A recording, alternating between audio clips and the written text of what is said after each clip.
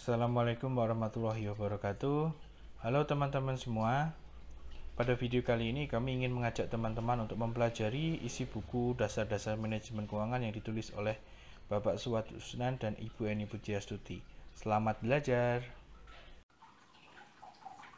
Saya lanjutkan. Di video kali ini kita bahas bab 4, yaitu dasar-dasar penilaian. Dasar-dasar penilaian.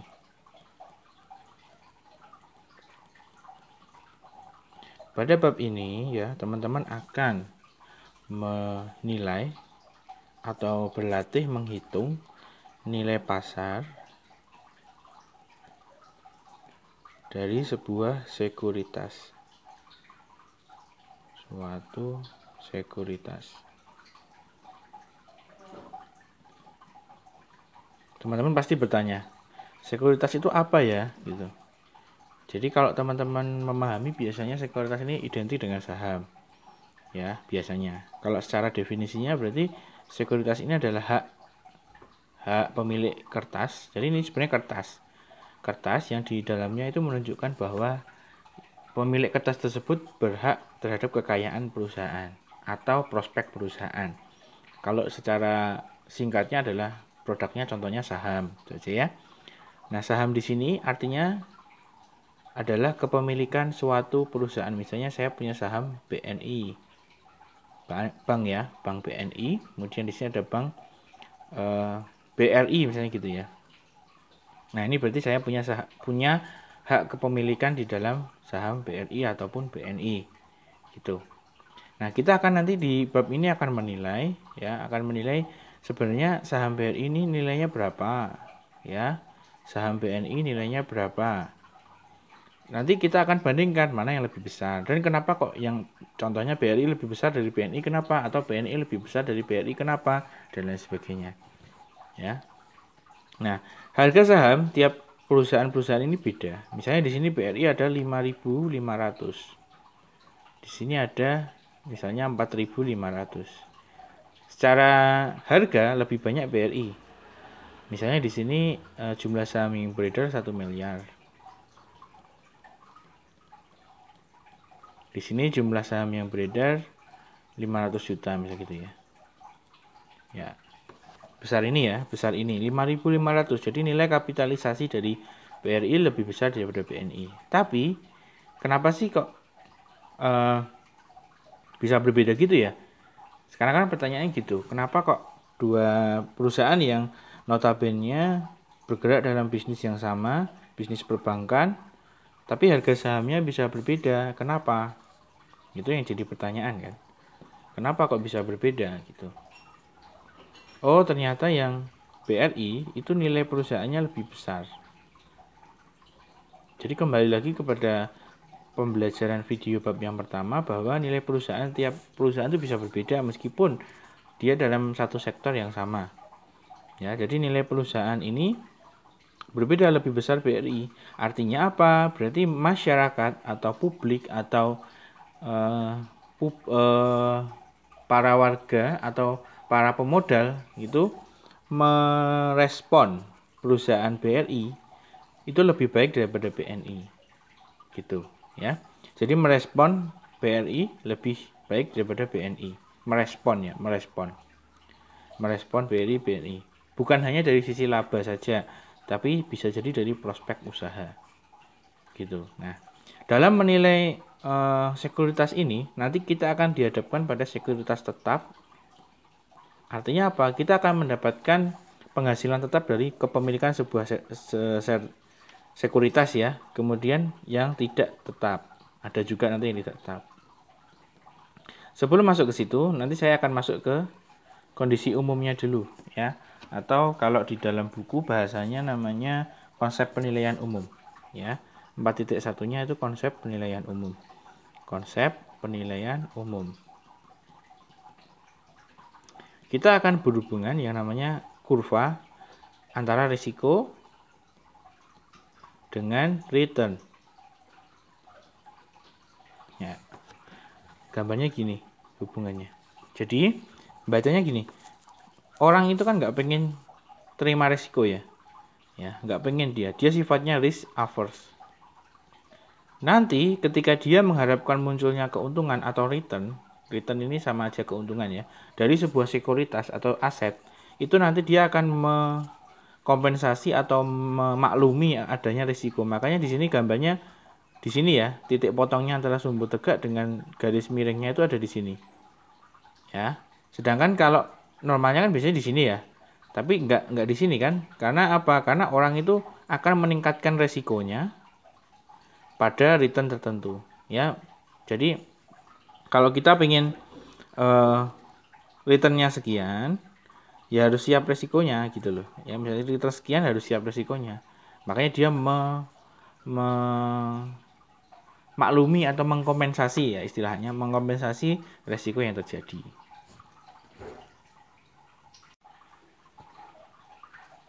Oke, saya lanjutkan di poin yang 4.2, yaitu penilaian sekuritas berpenghasilan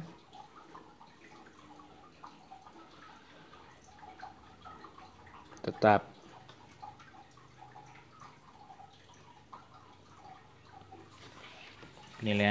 Penilaian sekuritas berpenghasilan tetap. Nah, di sini contohnya berpenghasilan tetap ini adalah obligasi, ya, obligasi.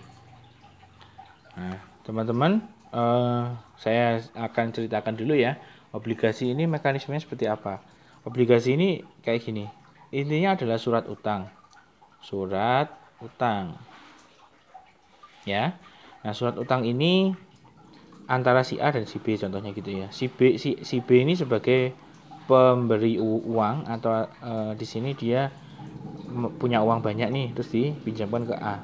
Si A butuh uang, maka si A akan mengeluarkan surat namanya obligasi, ya, obligasi A gitu ya. Nilainya 1 miliar, terus bunganya 10%, cicilannya 10 tahun, ya. Dan kemudian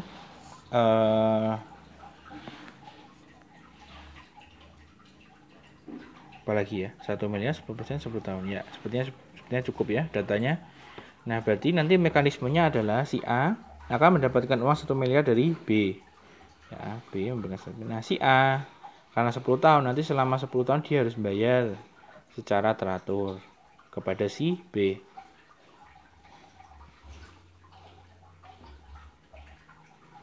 Misalnya 1 di sini ya, tahun pertama karena dia 10%, ya, 10% dari bunganya, berarti dia akan memberikan 100 di sini. 100 juta, ya.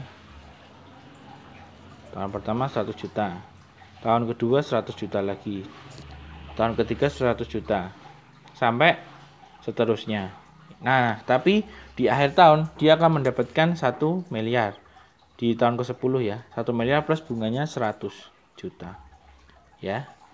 Jadi 1 miliar akan dilunasi di tahun ke-10. Jadi ada dua ya.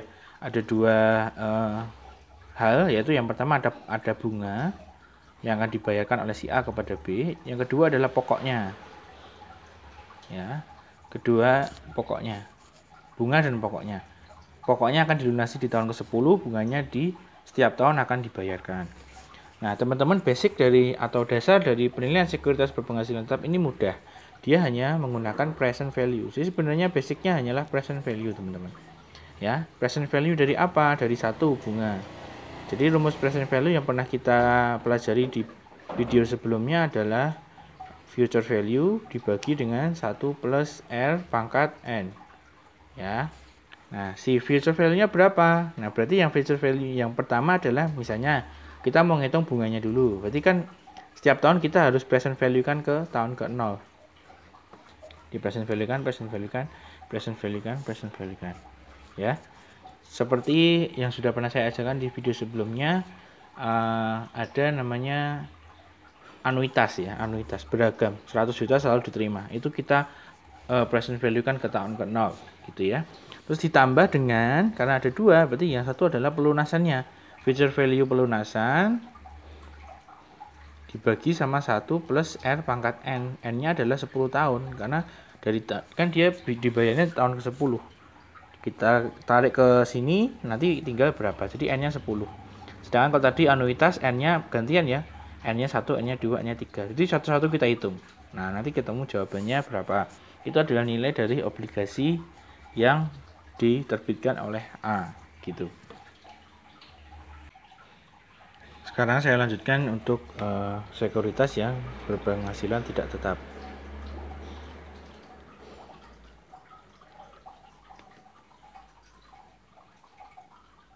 Berpenghasilan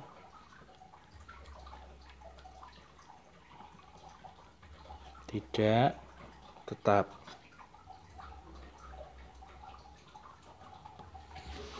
Oke. Dalam sekuritas tidak berpenghasilan tetap, ini contohnya adalah saham.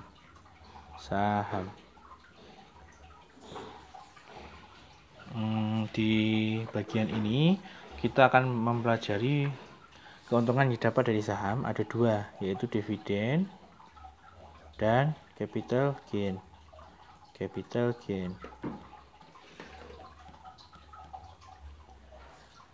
Kalau dividen itu adalah keuntungan dari laba bersih. Jadi kan perusahaan ini ceritanya berjalan ya, beroperasi. Ini misalnya perusahaan beroperasi laba 500 juta gitu ya. Nah, nanti tinggal tergantung keputusan manajemen. 500 juta ini akan dijadikan laba ditahan atau dia akan dibagikan dalam bentuk dividen. Tinggal nanti kan saham yang beredar berapa, misalnya saham yang beredar ada 1000 lembar. Nah, ini 500 juta, berarti yang setiap lembar, pemilik setiap lembar dari saham ini akan mendapatkan 500.000 rupiah dari satu lembar kepemilikan saham. Kalau yang dia punyai 4 lembar ya berarti 4 lembar kali 500.000 berarti 2 juta rupiah gitu. Jadi mekanismenya seperti itu. Dividen ini keuntungan dari laba bersih perusahaan. Dia akan muncul kalau kita memiliki sebuah saham dari suatu perusahaan. Lantas kalau capital gain itu kalau kita jual lagi, misalnya kita beli 1000, kemudian harganya naik 1300. Nah, kita dapat keuntungan 300 kalau jualin saham itu. Jadi saham dari keuntungan saham yang berasal dari jual beli. Ya, kalau ini keuntungan dari menahan kepemilikan. Jadi saya beli saham BRI misalnya gitu ya. Ya udah saya tahan. Saya demin aja. Tahu-tahu tahun depan dapat dividen. Tahu-tahu 2 tahun lagi dapat dividen sekian. Nah, itu menunjukkan dividen. Kalau capital gain berarti saya punya saham BRI 5 lembar terus saya jual. Nah, itu namanya kita mendapatkan keuntungan dari jual beli atau capital gain. Oke. Kita lanjutkan di perhitungannya untuk saham ini. Berarti nanti sebenarnya basicnya sama kayak yang tadi ya, obligasi, hanya saja di sini tidak tetap. Artinya ya kita mau capital gain atau mau dividen ini benar-benar nggak ditentukan oleh waktu, kapan aja bisa ya. Rumusnya tetap sama, yaitu present value ya. Tinggal di sini yang dipresentkan value kan adalah dividen yang ditambah 1 plus R pangkat N, sama seperti tadi ya, sama. Nah, tinggal apa? Tinggal kasusnya bagaimana? Kalau kasusnya adalah tahun depan kita dapat dividen, nah berarti yang di present value kan adalah dividen misalnya 1 juta. R-nya berapa? Nah, R-nya misalnya R itu berarti kalau di saham itu adalah tingkat keuntungan yang diharapkan. Nah, itu biasanya sekitar 10% atau 20% gitu. Ya, jadi R itu adalah tingkat keuntungan yang sesuai harapan atau dianggap relevan.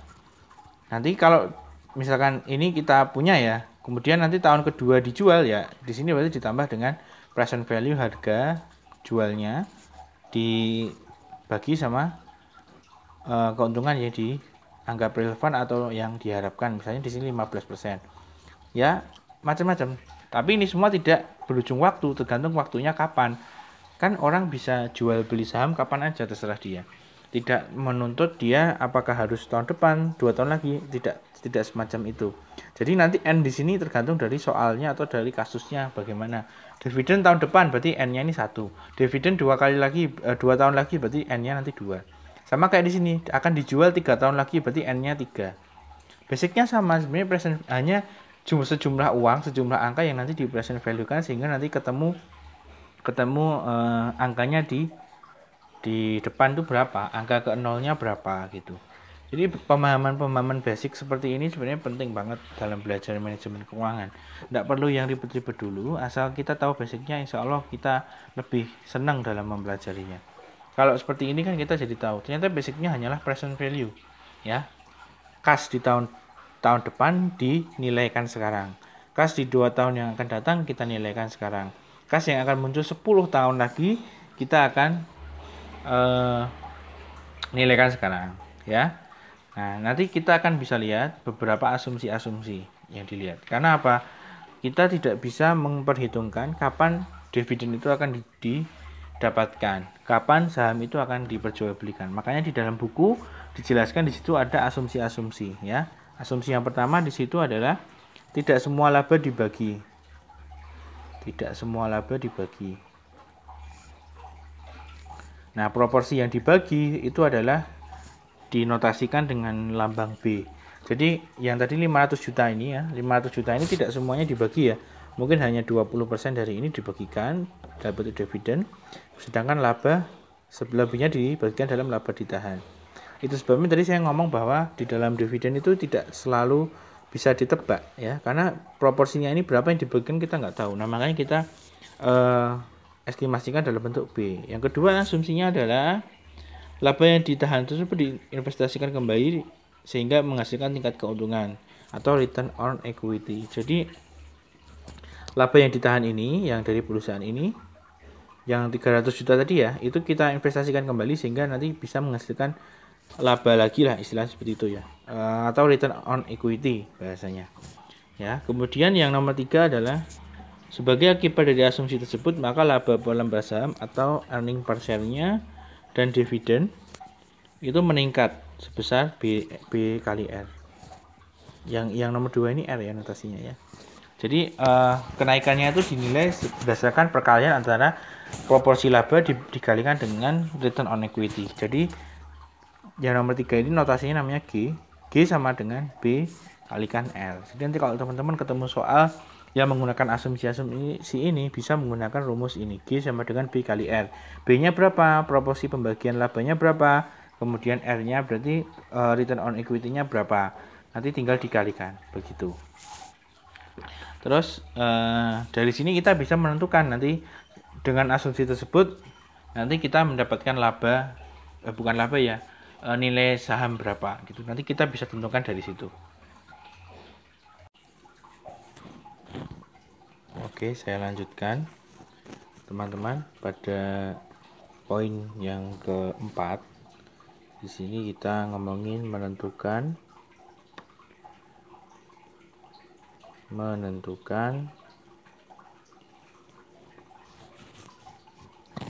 tingkat keuntungan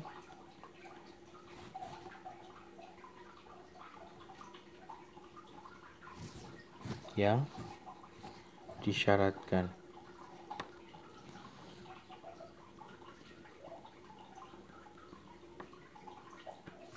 Oke, pada bagian ini sedikit agak ini, ya, tricky. Jadi sangat berbahaya ketika teman-teman tidak menguasainya, ya. Ini sangat panjang ceritanya karena ini menyangkut nalar dan logika teman-teman, ya. Mohon didengarkan baik-baik. Ketika yang lalu saya sudah menjelaskan tentang present value. Jadi semua yang namanya pada basicnya adalah semua yang akan kita terima di masa depan, ya. Investasi itu kan pasti kita akan terima di masa depan. Misalnya sekarang ini saya beli deposito, kan nanti return atau keuntungan yang saya dapatkan akan diterima di kemudian hari. Makanya dinamakan ya present value, atau cara menghitungnya namanya present value, ya. Kembali lagi, kalau kita ngitung yang disyaratkan tentunya kita pakai present value. Tapi masalahnya yang namanya kita membeli saham ya, itu tidak bisa kita hanya cuma punya satu saja, pasti ada lebih, ya, ada lebih, bisa 2, bisa 3, atau bahkan 8, 10, macam-macam. Nah teman-teman, ya teman-teman, dari pemaparan saya yang pertama tadi, di poin pertama atau kedua, ya kalau tidak salah, itu saya ngomong tentang risiko, ya. Nah dari kepemilikan sebuah saham itu tentu ada risikonya, karena kita akan mendapatkan keuntungan, ya, akan mendapatkan keuntungan. Jadi pasti kita akan dapat yang namanya risiko, ya. Tinggal nanti risikonya dalam bentuk apa, gitu, atau sebesar apa, kan gitu. Semakin tinggi keuntungannya, maka risikonya juga akan semakin tinggi, begitu. Ini kalau kita punya saham satu saja, misalkan saham A gitu, ya, saham A. Masalahnya dengan cara apa kita bisa menurunkan risiko kita, gitu, ya, untuk atau meminimalisir risiko. Nah tentunya yang pertama adalah kita menggunakan namanya 4.4.1, ada namanya teori portofolio. Nah teori portofolio, ngomongin portofolio itu berarti kita memiliki saham lebih dari satu, ya, artinya bisa 2, bisa 3, bisa 4. Tujuannya apa? Untuk mengurangi risiko dan juga keuntungannya meningkat, ya, untuk meminimalisir risiko yang terjadi, ya. Jadi misalkan saya punya saham A, saham B, saham C, D, dan sebagainya, ya. Tujuannya untuk saya bisa meminimalisir risiko, ya. Nah nanti tingkat keuntungannya bisa dicari dari tingkat keuntungan portofolio, bukan tingkat keuntungan saham, ya. Sekali lagi, yang nanti kita cari bukan tingkat keuntungan dari saham, tapi tingkat keuntungan portofolio yang kita punya semuanya. Jadi kita sudah nggak ngomong, jadi sampai di sini kita nggak ngomongin saham A saja, B saja, C saja, D saja, tapi semuanya. Nanti tingkat keuntungannya berapa, ya. Nah tentunya dalam cara berhitung di dalam buku sudah dijelaskan bahwa di situ digunakan nanti untuk menghitung resikonya adalah standar deviasi, ya, standar deviasi atau varian.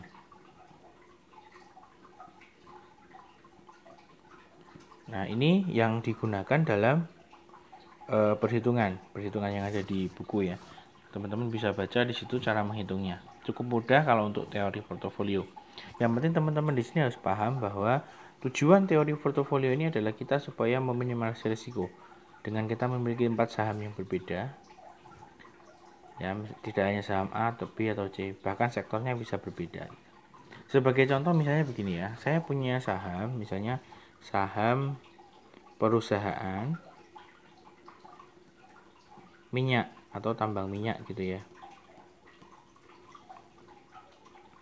Sedangkan saya juga punya saham transportasi, perusahaan transportasi, ya. Nah ini akan memiliki kecenderungan, dua perusahaan ini akan memiliki kecenderungan yang negatif. Artinya kalau ini naik, dia turun. Artinya kalau harga minyak naik, tentu yang senang siapa? Perusahaan minyak, ya, karena minyaknya akan dibayar dengan lebih tinggi. Sedangkan perusahaan transport pasti dia akan terkena imbasnya, itu dia turun, ya. Karena apa? BBM-nya semakin naik, bahan biayanya semakin tinggi, gitu. Sedangkan minyaknya senang karena dibeli minyaknya dibeli dengan harga yang lebih tinggi. Kemudian setelah itu kita lihat di sini bahwa ini saling meniadakan antara perusahaan minyak dengan perusahaan transportasi. Maksud dari teori portofolio ya seperti itu. Jadi perusahaan A dengan B yang sektornya bisa berbeda itu bisa saling meniadakan, sehingga yang namanya risiko itu bisa minimalisir atau terkontrol, gitu, ya. Coba Anda bayangkan ketika kita punya saham hanya perusahaan minyak saja atau perusahaan transportasi saja. Ketika harga minyak naik, kita punyanya cuma transportasi, habis kita, harganya turun semua. Tapi ketika kita punya punya minyak saja, minyaknya turun, transportasi senang karena lebih murah. Tapi kita cuma punya apa? Minyak saja. Sehingga apa? Kita jadi rugi banyak atau nilai sahamnya jadi turun. Nah seperti itu contohnya dari teori portofolio, ya, saling meniadakan antara saham satu dengan saham yang lainnya, begitu. Lalu dari sini berarti resikonya kan bisa diukur menggunakan namanya standar deviasi. antara saham A, B, C, D. Kalau kita punya 4 berarti standar deviasinya ya ada 4 gitu. Ya, bukan ada 4, maksudnya standar deviasinya dari 4 saham itu ya. Standar deviasinya ada dari 4 saham itu. Sedangkan kalau hanya satu, ya risikonya hanya satu saham itu. Nah, teman-teman, teori portofolio ini akhirnya menjadi dasar atau basic bagi orang-orang pendahulu kita, penemu-penemu dalam keuangan ya, mewujudkan namanya teori capital, asset, pricing model.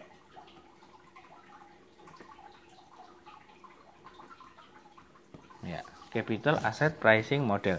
Artinya apa? Nah, sekarang konsepnya berbeda lagi. Nalarnya adalah yang namanya CAPM atau Capital Asset Pricing Model. Itu kita tidak menghitung resiko itu dari 4 saham ini. Tidak hanya bergumul atau berkumpul dari 4 saham itu ya. Tapi itu kita hitung resiko dari portofolio kita terhadap resiko pasar secara umum. Jadi resiko market dari A, B, C, D dibandingkan dengan market pada umumnya. Di dalam hal ini adalah indeks harga saham gabungan. Ya, jadi seberapa resikonya 4 saham ini jika dibandingkan dalam market. Artinya kalau kita lihat secara nalar bahwa CAPM ini adalah kita menghitung resiko dari setiap saham yang membentuk portofolio. Kemudian portofolio ini sebenarnya market ini nanti berapa resikonya terhadap market ini. Makanya di dalam CAPM itu muncul namanya hitungan namanya beta. Beta itu resiko yang mengukur antara portofolio kita dibandingkan dengan market IHSG. Jadi nalarnya seperti ini. Ketika kita mencoba mempunyai semua saham yang ada di Bursa Efek Indonesia atau indeks harga saham gabungan atau di dalam market, mau punya 100 saham, tetap yang namanya resiko itu pasti ada, ya. Nah, itu disebut resiko sistematis. Resiko sistematis. Oke, resiko sistematis berarti kita punya saham banyak seberapapun itu pasti akan tetap ada yang namanya resiko. Makanya hal-hal seperti ini, resiko-resiko sistematis ini diakomodir oleh capital asset pricing model, ya. Nah, di situ sudah ada hitungannya, ya. Kita bisa lihat nanti di poin 4.5, ya, 4.5.